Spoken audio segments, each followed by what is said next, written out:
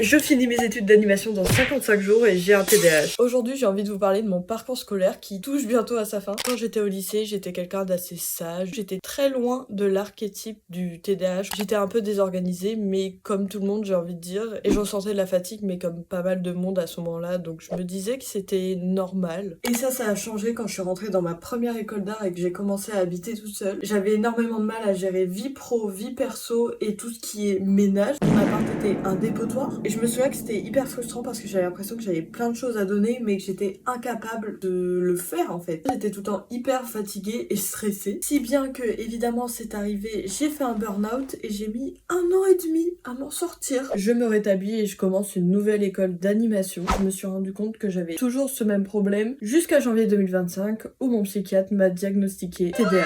Tout ça m'a permis de me rendre compte que pendant 23 ans j'avais essayé de planifier ma vie comme une personne neurotypique. Et c'est pour ça que je me sentais sous l'eau tout le temps. Et tant que je changerai pas ça, en fait, le cycle va se répéter indéfiniment. Et c'est là que j'ai commencé à réfléchir à comment organiser ma vie. Évidemment, les études d'art, TDAH ou pas, c'est très difficile. Mais au moins, j'ai plus ce truc supplémentaire qui me pèse sur les épaules, en fait. Qui m'a fait réaliser que prendre en compte ses propres singularités, ça te rend tellement plus heureux.